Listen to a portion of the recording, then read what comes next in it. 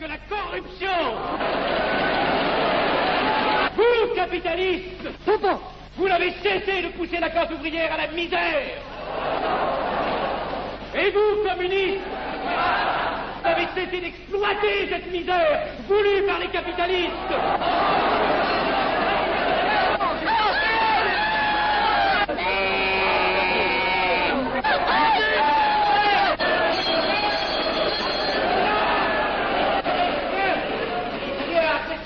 Et vous tous, parlementaires, désuets et périmés, n'insultez pas le parlementarisme.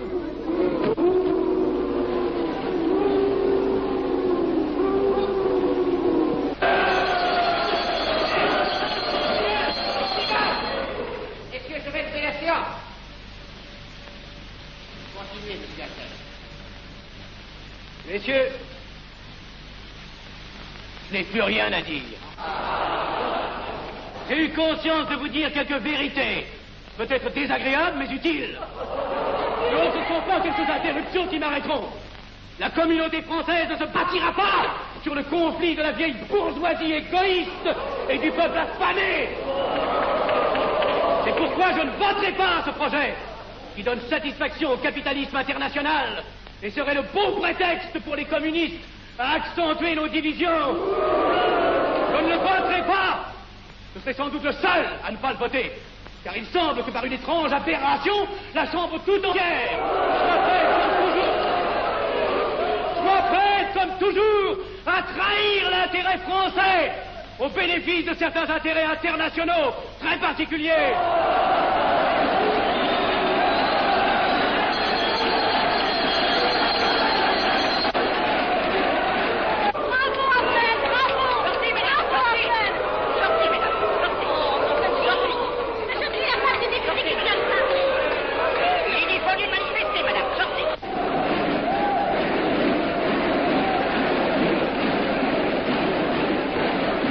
Il a du courage, ce petit Affnel.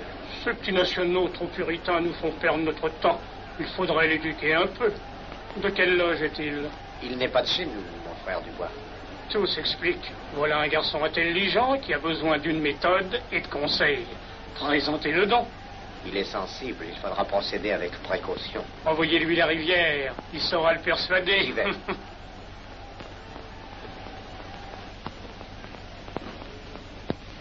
Mon cher vénérable, nous avons un service à vous demander. Enfin, dis donc, je vous suis tout dévoué. Le jeune Affnel qui vient de parler assez brillamment devrait subir les épreuves de l'initiation. La maçonnerie lui apporterait beaucoup et le disciplinerait. Ne croyez-vous pas? J'y pensais déjà. Nous allons nous en occuper activement. Alors, je suis brisé. Comment avez-vous trouvé mon discours? Excellent. Vous leur avez dit de fort bonne vérité. Ouais, ça n'a pourtant servi à rien, ils ont voté le projet. Ça ne sert jamais à rien de dire la vérité. Les gens n'aiment pas la vérité. Ils préfèrent de beaucoup les mensonges. Vous êtes cynique. Non. J'ai une certaine expérience politique, déjà ancienne. À propos, voulez-vous venir un peu avec moi? J'ai quelque chose à vous dire. Volontiers.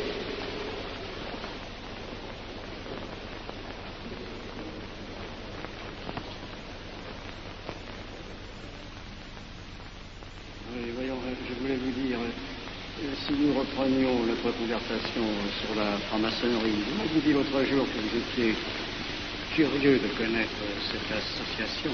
Ah oui, on en dit tantôt du bien, tantôt du mal. Je vous avoue que je n'aime pas beaucoup les sociétés secrètes. Ah, enfin. La franc-maçonnerie n'est pas une société secrète. C'est une société discrète. Pourquoi éprouves-tu tant de répugnance à me voir entrer dans la franc-maçonnerie? Cette association me semble suspecte. Il ne doit y avoir que des arrivistes là-dedans. Non, voyons, nous sommes peut-être aussi des braves gens animés d'un idéal sincère. Le texte qu'ils m'ont donné est rempli de bonnes idées. Tu me diras que ça n'est qu'un programme affiché à l'entrée. Mais il me paraît loyal. Tu es un honnête homme, mon chéri. Mais tu as un grand défaut. Ah, et lequel? Tu ne vois jamais le mal. Tu imagines que les autres sont bons comme toi-même. C'est pourquoi tu as toujours des déceptions. N'importe, je suis décidé à tenter cette expérience. Alors fais-la. Je souhaite me tromper. Quand dois-tu te présenter chez ces gens? Mercredi. Déjà.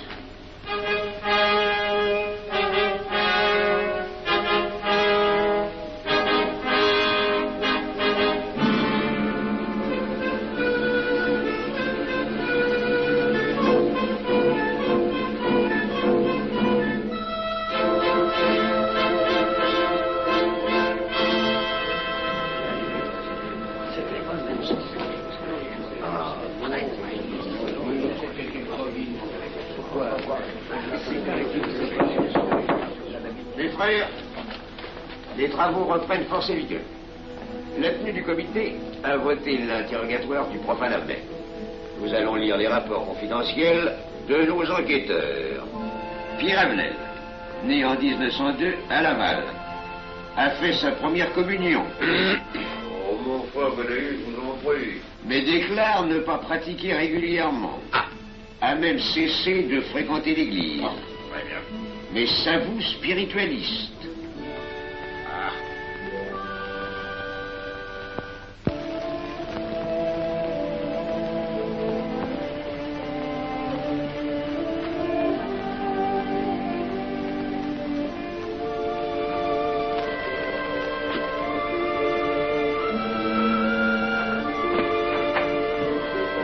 Monsieur, voulez-vous me citer? Permettez-moi de vous bander les genoux. Mes frères, le profane Avenel, qui nous est recommandé par notre frère Gainsbourg, vice-président de la Chambre, est député. Cela ne nous impressionne pas. Nous devons surtout examiner ce qu'il pourra apporter à la franc-maçonnerie. Il nous faut des gens qui servent notre ordre et contribuent à sa puissance. Pour l'instant, il paraît afficher des idées nationales un peu trop absolues. Mais enfin, je voudrais vous prévenir d'une chose. Comme il est de notre intérêt de tenir en main un grand nombre de parlementaires, il vaudrait peut-être mieux ne pas lui poser des questions qui pourraient le choquer. On nous le signale comme assez sensible sur les questions spirituelles ou religieuses. Quand il aura travaillé quelque temps parmi nous, il aura évolué.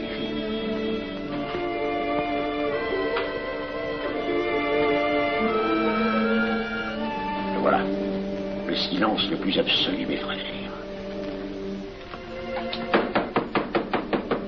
Qui frappe ainsi régulièrement à la porte du temple? C'est un profane qui demande à être interrogé, vénérable maître.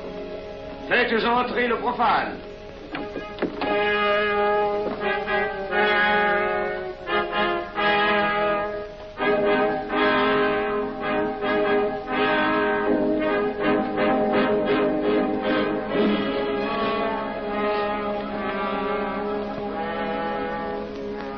Monsieur, vous avez déclaré vouloir faire partie de la franc-maçonnerie.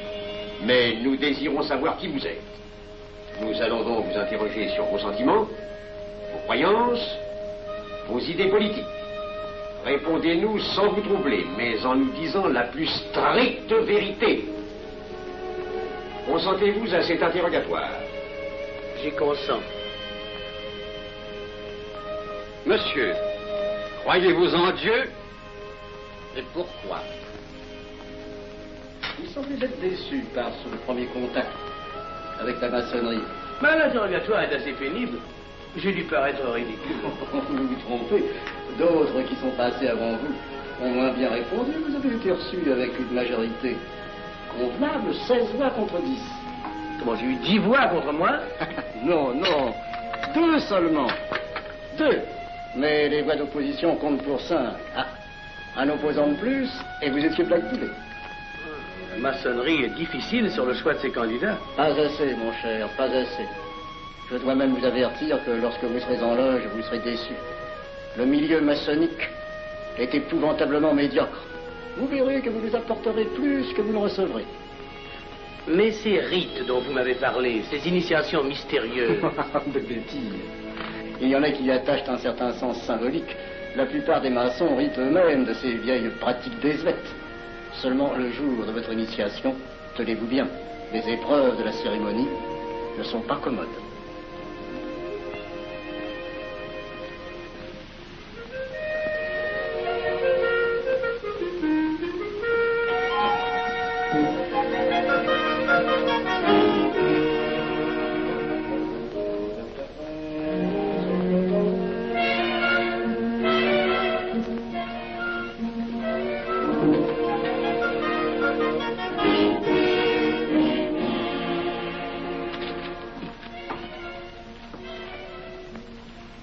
Bon. Attendez à la buvette, là. On viendra vous chercher. Mais c'est entendu, mon cher, je m'occupe de ton affaire. Tu peux compter sur moi. Mais c'est entendu, excuse-moi, la nuit va commencer, je suis un peu en retard. Bien, bien.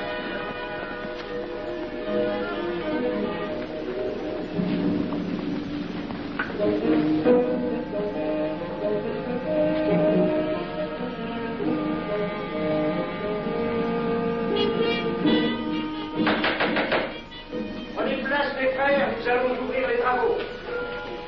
Mon frère Durand, veuillez prendre place à l'ordre.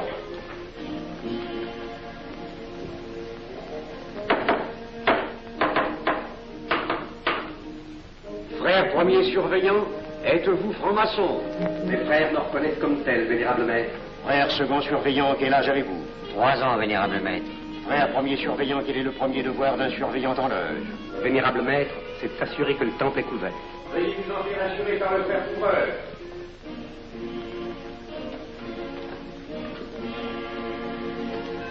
Le temple est couvert, vénérable maître. Frère second surveillant, quel est le second devoir des surveillants en loge? Vénérable maître, c'est de s'assurer que tous les frères présents sont membres réguliers de la loge ou visiteurs connus. Debout, et alors, mes frères. Frère premier et second surveillant, assurez-vous que tous les frères rangés devant vos colonnes sont membres réguliers de la loge ou visiteurs connus.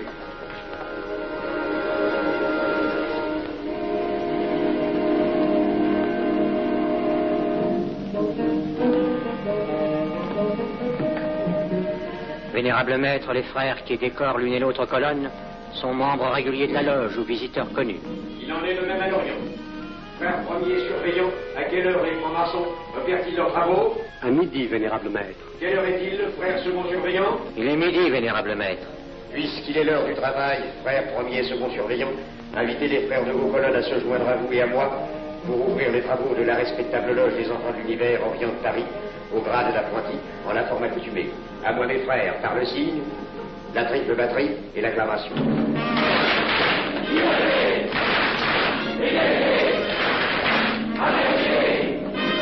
Prenez place, mes frères, les travaux sont ouverts.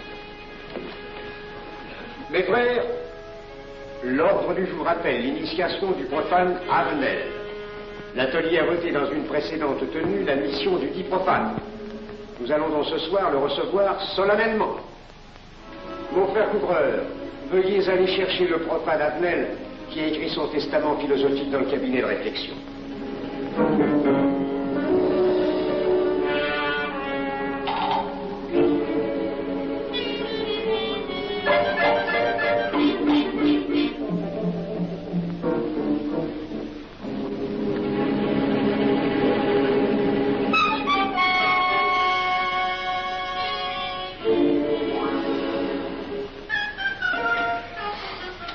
Pas rigolo leur truc. Monsieur, veuillez me suivre.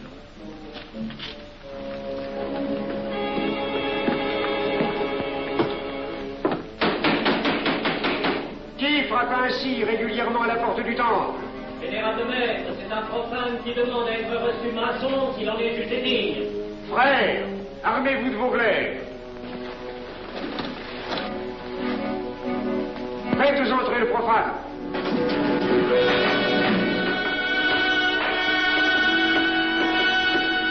Laissez-vous, monsieur.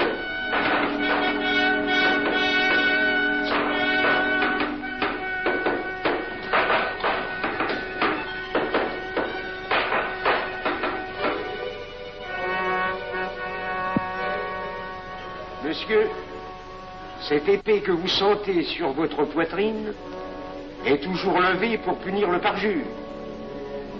Elle est le symbole du remords qui déchirerait votre cœur si vous deveniez traître à la société dans laquelle vous voulez entrer. Est-ce de votre propre volonté, en pleine liberté, que vous vous présentez parmi nous? Oui. C'est une institution qui ne procède que d'elle-même. Elle prend sa force dans la raison. Persistez-vous toujours dans vos intentions? Êtes-vous bien déterminé à vous soumettre aux épreuves, quelles qu'elles puissent être? J'y consens. En ce cas, confiez-vous à la main qui va diriger vos pas. Mais comme il serait imprudent de s'imposer des obligations dont on ne connaîtrait pas l'étendue, il est de la sagesse de cette respectable assemblée de vous dire quels seront vos devoirs si elle vous admet dans son sein. Le premier est un devoir absolu de secret sur tout ce que vous pourrez entendre et découvrir parmi nous, ainsi que sur tout ce que vous verrez et saurez par la suite. Je dois exiger de vous un serment prêté sur la coupe des libations. Consentez-vous à le prêter? Oui. Frère expert, faites approcher le profane. Et vous, maître des cérémonies, apportez la coupe des serments. Présentez la coupe au profane.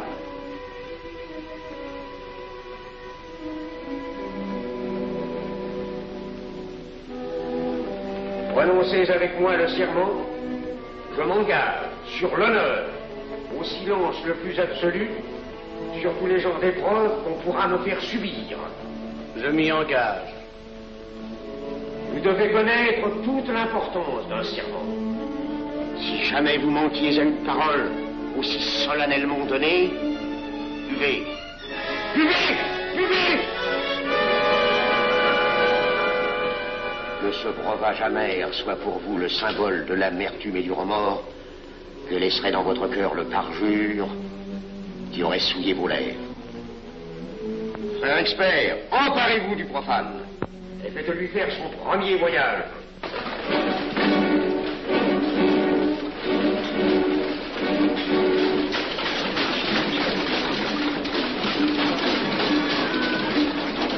Là, c'est un profane qui demande à être reçu maçon.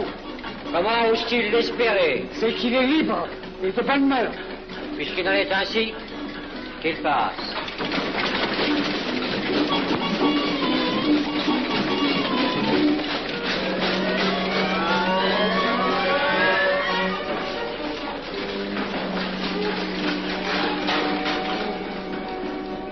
Monsieur, le voyage symbolique que vous venez de faire est l'emblème de la vie humaine. Le bruit que vous avez entendu figure les passions qui l'agitent. Les obstacles que vous avez rencontrés peignent les difficultés que l'homme éprouve et qu'il ne peut vaincre ou surmonter que grâce à l'aide qu'il trouve dans ses semblables. Frère expert, faites faire le deuxième voyage.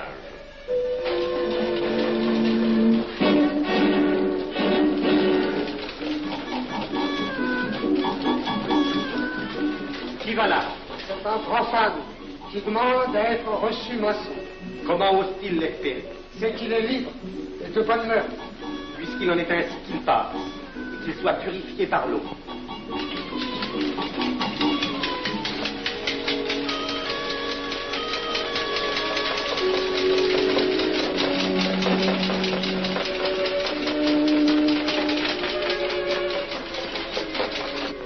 Monsieur, nous avons procédé à l'épreuve de l'eau qui représente l'épuration de votre esprit naissant à la vie maçonnique.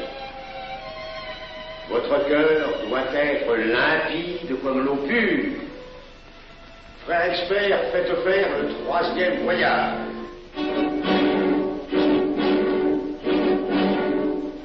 Qui va là? C'est un profane qui demande à être reçu maçon. Comment ose-t-il l'espérer? C'est qu'il est libre et de bonne mœurs. Puisqu'il en est ainsi qu'il passe par les flammes.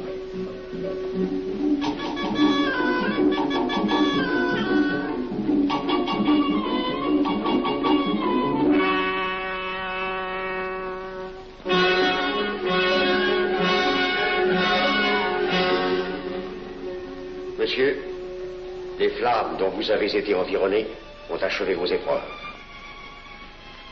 L'ordre maçonnique dans lequel vous demandez à être admis pourra peut-être un jour exiger que vous versiez jusqu'à la dernière goutte de votre sang pour sa défense et celle de vos frères. Je vais maintenant vous faire prêter serment à la franc-maçonnerie. Frère expert, amenez le profane à l'autel. Les frères, debout, à l'ordre et glaive aux mains.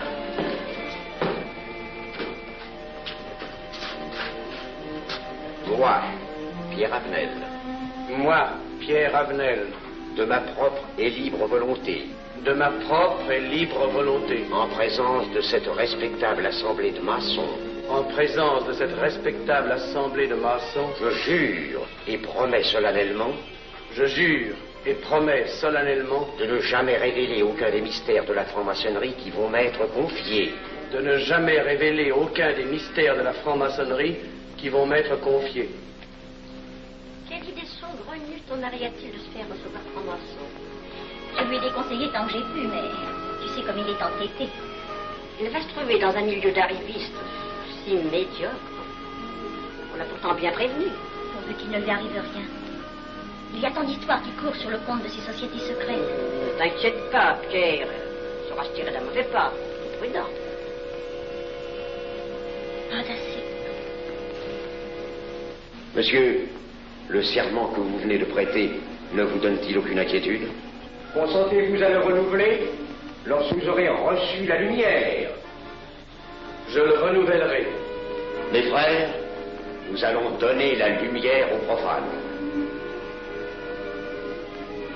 Frères couvreurs, préparez-vous à accomplir votre office. Que la lumière lui soit donnée à mon 3e coup de maguet.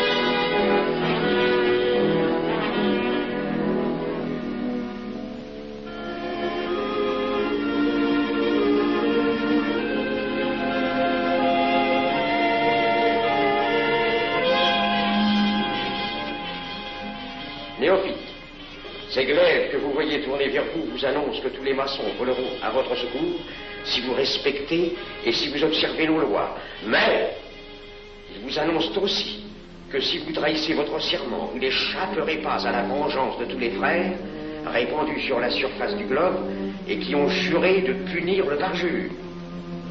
Le jurez-vous, mes frères? Nous le jurons.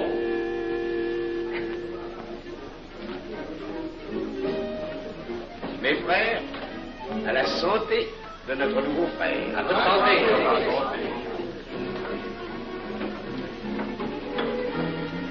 Mon très cher frère, qu'est-ce que vous pensez de cette soirée? Eh bien, c'est curieux. Cette cérémonie est très impressionnante. Mon cher frère, pourrais-je vous laisser ma carte au cas où vous auriez besoin de mes services? Je vends de tout. De la bonneterie, des chaussures, du savon à des prix invraisemblables. Tu permets, mon cher Lévi-Stein? Je t'en prie. Mon frère Avenel, nous allons bientôt vous mettre à contribution. Oui, un de nos amis de notre loge voudrait un bureau de tabac. Le Grand Orient est submergé de monde en ce moment. Avec vous, ça ira peut-être un peu plus vite. Volontiers. Je vous remercie. Ah, dans quelque temps, je vous parlerai aussi d'une autre affaire. Depuis plusieurs années, j'ai droit à la Légion d'honneur. Je ne m'en suis jamais occupé, je n'ai pas dérangé nos amis pour ça. On leur demande déjà tellement de choses, n'est-ce pas? Vous m'aiderez? À votre service. Merci beaucoup. Alors, on au revoir. Ah non, pas comme ça. Voyez-vous, des petits coups secs avec le pouce, là, comme ça. Pom, essayez. Pom, et ben voilà. Avec ce signal-là, on ouvre toutes les portes.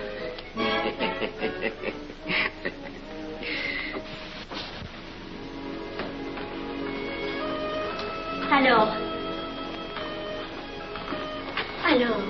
content? Bon. Tu as l'air contrarié. Oh non. Déjà déçu? Pas encore. Tu me raconteras la séance. Ah, j'ai juré de ne rien dire. Même à moi? Écoute, c'était pas ridicule. C'était étrange.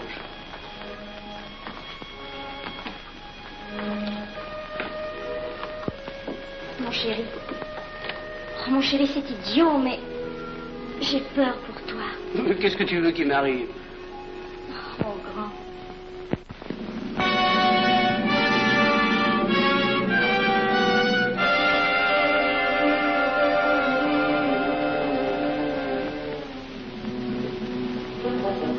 Mon très cher frère Avenel, vous êtes député. J'ai un service à vous demander. Tous les détails sur la fiancerie. Mon très cher frère, si vous pouviez m'obtenir cette place, vous me feriez plaisir. Mon cher, donnez donc un coup de téléphone au préfet, qu'il m'ôte cette contravention. Demandez la liberté, le scandale fascinateur. Mon très cher frère Avenel, j'ai besoin d'un bon témoin de moralité dans un procès. C'est un de nos frères qui passe en correctionnel. Il est bien un peu coupable, mais avec un peu d'appui. Et pour manifester cette solidarité maçonnique, je suis sûr que vous voudrez bien vivre. L'arrestation du banquier Charles Lévy. Le crime des banques coopératives. Un nouveau scandale financier. Il faut l'exclure, c'est une fripouille. Oui, évidemment, c'est une fripouille, mais puisque personne ne le sait, nous pouvons le garder parmi nous. Non. Mais je comprends très bien vos réactions, mon cher Avenel. Mais tenez, je vais vous citer un exemple. J'ai vécu pendant 20 ans en maçonnerie avec un frère que je considérais comme un escroc. Je n'ai rien dit. Parce que c'était un excellent maçon. Nous ne sommes pas du même avis.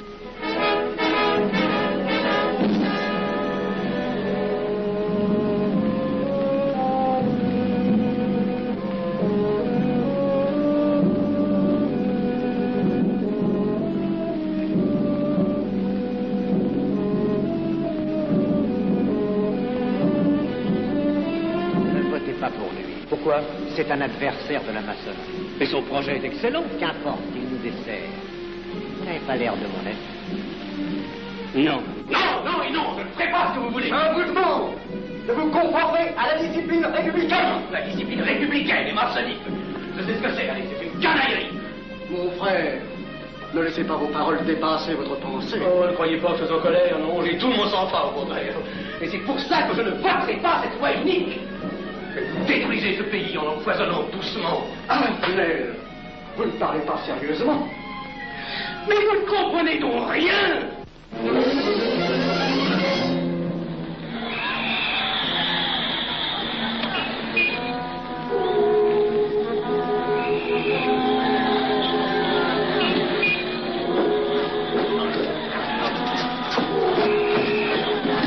Que se passe-t-il? Regardez. Mais calmez-vous, mon vieux. Ce n'est rien. Rien.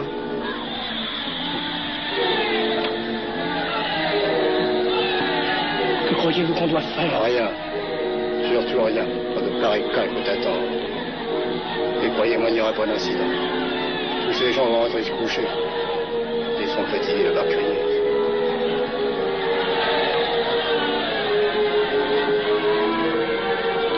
Qu'en pensez-vous, Avenel?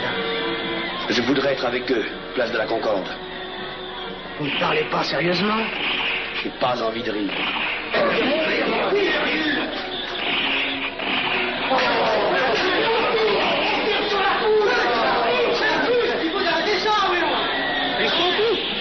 Faut arrêter ça.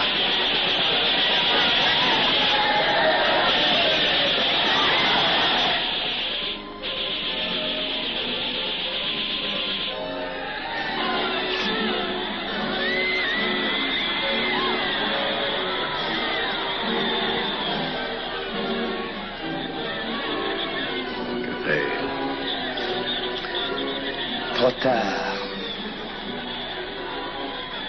On tire encore. Feu.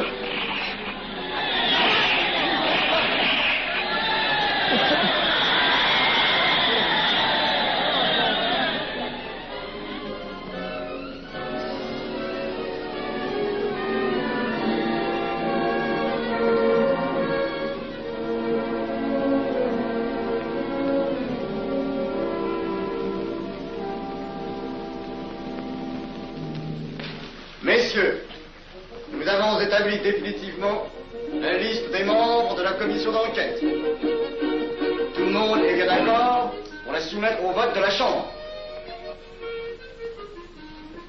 Pas d'objection? Le projet est accepté à l'unanimité. La séance est levée.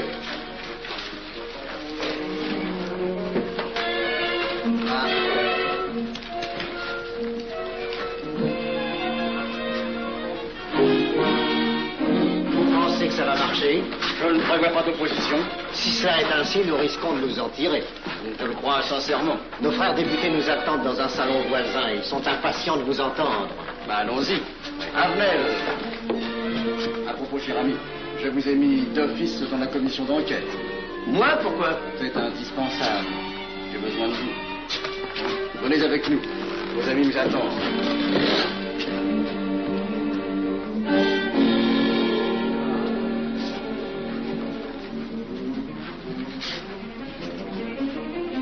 Mes frères, puisque nous sommes entre nous, je puis vous dire bien confidentiellement que nous allons traverser ces événements graves sans trop de dommages. La commission vient d'accepter tout à l'heure les listes que nous avons proposées pour la commission d'enquête. Beaucoup de nos adversaires en font partie, mais dans l'ensemble, les maçons sont encore en majorité. Rassurez-vous donc, ni la République ni la maçonnerie ne sont perdues. Elles ont traversé une crise grave. Elles sortiront renforcées de cette épreuve. Merci.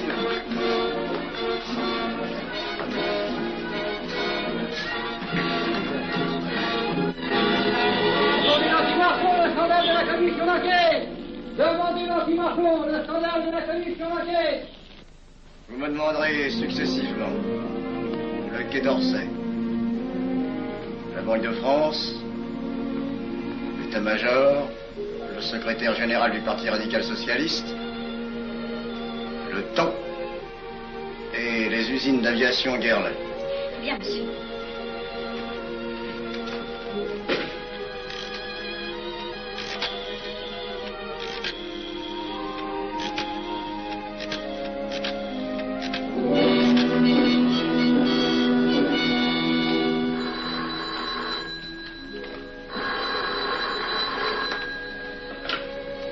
Allô, le chef de cabinet du ministre.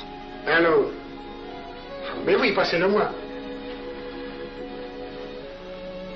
Lui-même, à vos ordres, mon très cher ami.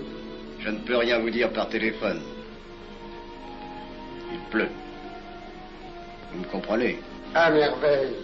Alertez tous nos amis à l'étranger. Qu'en aucun cas, on ne parle de nous. Silence. Compris. Allô, ici Général Maisonnat. À vos ordres, mon cher Larivière. Je compte sur vous, mon cher général, pour que l'armée ne varie pas politiquement. Elle doit rester divisée, avant tout. Ne craignez rien, j'ai déjà procédé à des changements importants. Tous les officiers suspects d'être contre nous ont été éloignés de Paris et séparés les uns des autres. Mes frères, il est indispensable de franchir cette mauvaise passe. Il ne faut pas trop de mouvement de bourse. N'est-ce pas, mon frère sous-gouverneur? Nous maintiendrons la monnaie. La presse de droite doit essayer d'attaquer la presse de gauche. Pendant quelque temps. Pour donner le change. C'est entendu.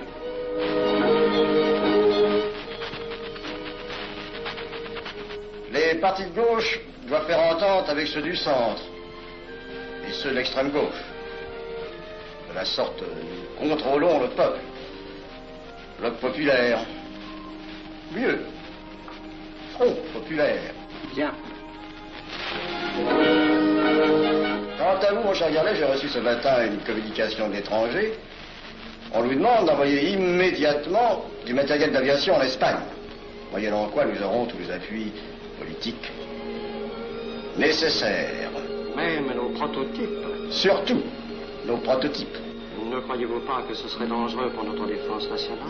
Faites ce que je vous dis.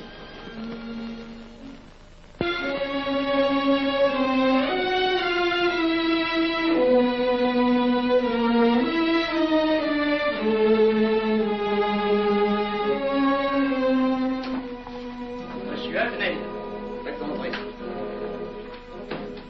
Ah, bonjour, cher ami. Comment on va? Bien, merci. Ah, je vous ai fait appeler. Que se passe-t-il? On ne vous voit plus. Vous le boudez? Oh non. Cigarette. Non, merci. Dites-moi, pourquoi avez-vous refusé de faire partie de la commission d'enquête? Oh, j'ai beaucoup de travail en ce moment et je fais déjà partie d'autres commissions. Avenel, répondez-moi franchement. Ce n'est pas parce que nous avons eu l'autre jour une petite discussion bien fraternelle? Eh bien, justement, si. Je voudrais vous parler de la franc-maçonnerie. Ah, mais bien, voyons, mais bien entendu. Asseyez-vous. Ah. Alors? Ah. Je vous écoute. Eh bien, voilà, vous avez été mon présentateur, je vous dois une explication. Je suis décidé à déposer ma démission. Vous avez l'air d'avoir été déçu par la maçonnerie. Oh, pire, choqué. Pourquoi? Et confessez-vous, mon vieux. Vous ne serez pas le premier maçon qui m'aura ouvert son cœur. Qu'est-ce qu'on vous a fait? Mais à moi, personnellement, rien. Mais je trouve ce milieu maçonnique... pourri d'arrivistes écœurants. Je vous l'accorde. Ah, je ne vous le fais pas dire. Oh, croyez-vous que je sois dupe? Alors, je ne comprends pas. Tant de vertu affichées sur le programme à la porte. Tant de mystères à l'intérieur pour ne cacher que ces petites combines, ces appétits de comitard. Je m'attendais à trouver des hommes dévoués, sinon supérieurs. Au lieu de ça, je n'ai rencontré que des quémandeurs de bureaux de tabac ou de décoration, ou alors des fripouilles qui cherchaient à m'utiliser pour échapper à des condamnations. En dehors d'eux, des phraseurs, des sectaires, ignorant tout, ne connaissant rien de l'histoire de leur pays, rien de l'histoire du monde, rien de la politique, rien de la philosophie, rien. Ah, des cerveaux vides, mais des dents longues, et des langues folles. Et c'est cela qui gouverne la France. Quel grade avez-vous maintenant? J'ai été initié à la maîtrise il y a peu de temps. Eh bien, si vous avez le courage de vivre encore quelques années dans la médiocrité des ateliers bleus, vous passerez ensuite aux ateliers supérieurs. C'est mieux? C'est autre chose. Voyons, vous êtes 33e, n'est-ce pas? C'est le grade le plus haut dans la maçonnerie. Mon petit Avenel, je vais vous révéler, quoique je ne le doive pas, ces fameux secrets maçonniques dont on fait tant de mystères. En maçonnerie, on cache tout aux petites gens. En bas, vous ne savez rien. En haut, vous commencez à voir un peu plus clair dans le jeu mondial. Moi-même, je ne suis pas totalement éclairé sur les intentions des dirigeants de notre ordre. Et quand je dis dirigeants, je me trompe. Il n'y a pas de chef chez nous. Il n'y a que des exécutants. Je suis un pion sur un échiquier, j'accomplis une fonction. Je reçois des messages. J'obéis. Je transmets. J'agis. Mais qui dirige? Personne. C'est beaucoup plus compliqué et simple en même temps qu'on ne pense. Qu'est-ce que la maçonnerie? Des groupes d'hommes qui se sont réunis aux quatre coins de l'univers pour enserrer le monde dans un réseau aux mailles infranchissables. Nous sommes 50 000 en France, 500 000 en Angleterre, 3 millions en Amérique, c'est peu. Mais c'est énorme, parce que nous formons un bloc uni d'une seule volonté. Nous rayonnons partout, nous commandons partout. Ici, 300 parlementaires sont francs-maçons. En Angleterre, le roi fait partie de notre ordre. Aux États-Unis, le président est 32e. Il n'y a pas un pays où nous n'ayons nos appuis secrets, nos hommes, nos banques, nos groupes dévoués. Et ceci n'est rien. Je ne vous montre là de la maçonnerie que la puissance physique. Il y a peut-être autre chose. Mais quoi? Une doctrine supérieure. Une antique expérience des forces du monde qui nous permet de pousser les peuples tantôt vers la vie, tantôt vers la mort, quand il le faut. La mort? Je croyais la maçonnerie attachée à la paix. À une certaine paix. Notre paix. Sinon,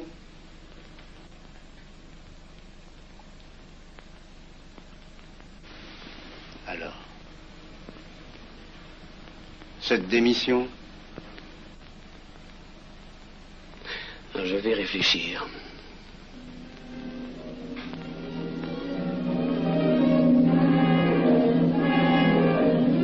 Alors, il n'y a qu'une solution, la guerre. Pour réussir à déclencher la guerre, la maçonnerie a besoin de tous ses hommes. Sur combien de voix pouvons-nous compter à la Chambre? Nos frères parlementaires sont à peu près tous sûrs. Sauf un, que j'oserais nommer, car il fait partie de notre loge. Qui donc? Avenel. Il tient des propos contre le Grand Orient et qu'il accuse de vouloir déclarer la guerre à l'Europe. Je n'ai jamais eu confiance en ce type-là. C'est une faute de l'avoir laissé entrer ici. Nous pouvons encore leur amener de meilleurs sentiments. D'autres que vous réussissiez. Qui sait? Nous avons peut-être les moyens pour ça.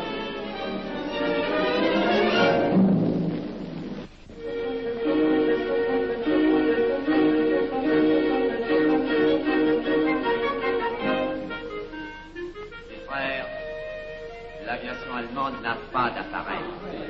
Plus de 2000 accidents d'avion l'année dernière en Allemagne. La ligne Siegfried est à peine construite. Les tanks allemands marchent difficilement. Un détail entre autres qui m'a été rapporté par un de nos frères.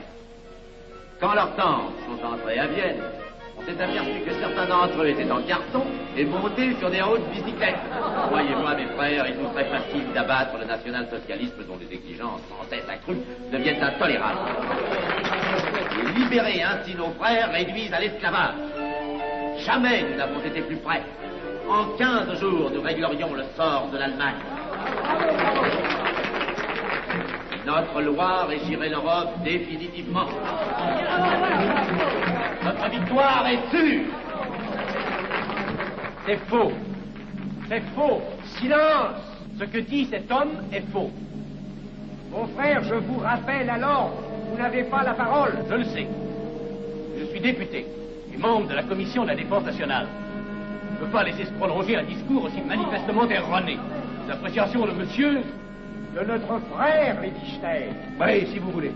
Sur l'état de l'armée que possède l'Allemagne sont des mensonges. Et ajouter quoi serait la stupidité. Mais pourquoi vouloir une guerre entre l'Allemagne et la France? Mon frère, vous n'avez pas la parole. Peu m'importe. Mais je tiens à dire qu'aucun motif réel de conflit ne peut être invoqué. Vous le direz tout à l'heure, après l'exposé de notre frère. Non, je le dirai immédiatement, avant d'entendre des stupidités bellicistes. Oh. Mais vous tous, maçons, vous poussez à la guerre.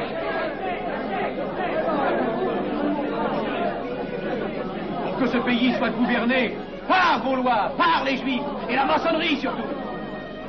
Le peuple français ne se battra pas pour défendre une idéologie fumeuse, un régime ignoble, une république pourrie. Mon frère Avenel, je vous prie de couvrir le temple.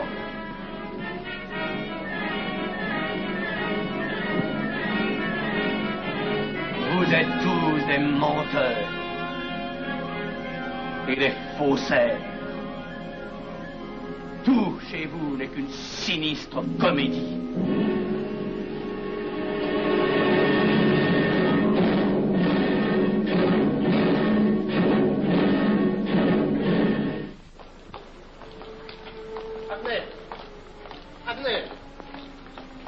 Avenel, excusez-moi, comme vous, j'habite Neuilly, c'est pourquoi je me permets de vous rejoindre. Oui, vous avez fort bien fait, monsieur. J'étais près de vous à la tenue. Je voulais vous féliciter. Oh, merci.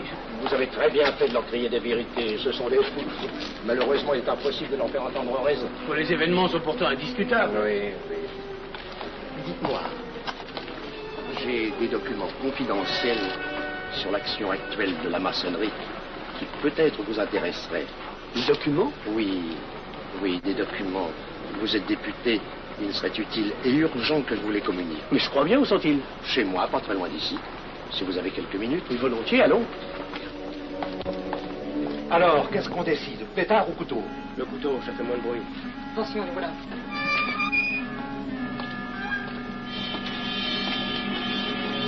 Un instant, je vais voir si...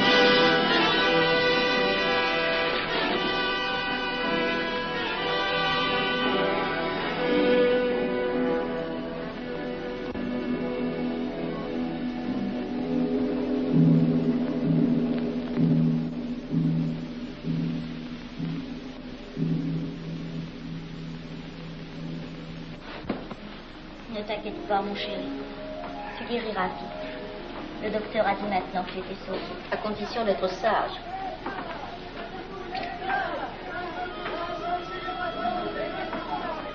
Qu'est-ce qu'on entend?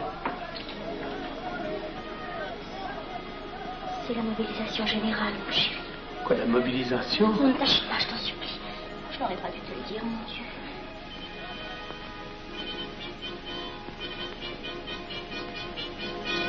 T'en fais pas, mon chéri. Tu reviendras vite.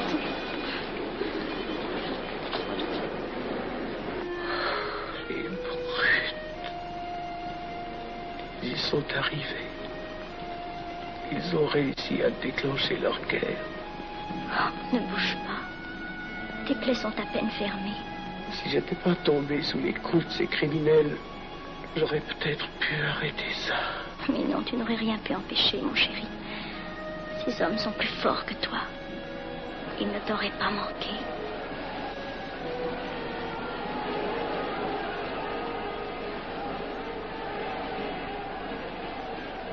Qu'est-ce que c'est?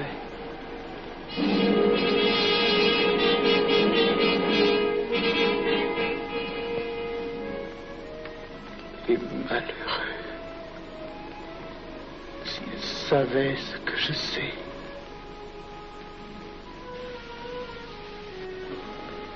Mes frères, nous pouvons affirmer en toute sérénité que la franc-maçonnerie universelle a présentement atteint son but. Cette guerre qui est la nôtre est déclarée. Elle doit aboutir au triomphe de notre ordre. Il importe que le monde soit définitivement gouverné selon nos méthodes et par nos idées. Debout et alors. Frère premier surveillant, à quelle heure ferme-t-on les travaux? À minuit, vénérable maître. Quelle heure est-il, frère second surveillant? Minuit, vénérable maître.